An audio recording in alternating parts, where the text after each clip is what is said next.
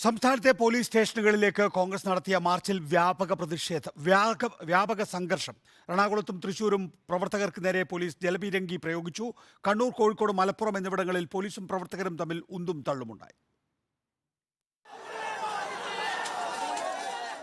സംസ്ഥാനത്തെ 564 പോലീസ് സ്റ്റേഷനുകളിലേക്കും കോൺഗ്രസ് പ്രവർത്തകരുടെ പ്രതിഷേധം ഇരമ്പി.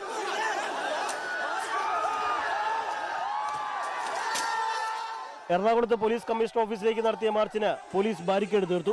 ബാരിക്കേഡ് മറിച്ചിടാൻ ശ്രമിച്ച പ്രവർത്തകർക്ക് നേരെ 3 റൗണ്ട് ജലപീരങ്കി പ്രയോഗിച്ചു. പ്രവർത്തകർ പിരിഞ്ഞുപോയില്ല. ഒടുവിൽ നേതാക്കൾ ഇടപെട്ട് പിന്തിരിപ്പിച്ചു. തൃശൂർ ഈസ്റ്റ് പോലീസ് സ്റ്റേഷനിലേക്ക് നടത്തിയ മാർച്ചിന് നേരെയും ജലപീരങ്കി പ്രയോഗിച്ചു. ആലപ്പുഴ അമ്പലപ്പുഴയിൽ പോലീസും കോൺഗ്രസ് പ്രവർത്തകരും തമ്മിൽ ഉന്തും തള്ളുമുണ്ടായി. പത്തനംതിട്ടയിൽ പ്രവർത്തകർ ബാരിക്കേഡ് മറികടക്കാൻ ശ്രമിച്ചു.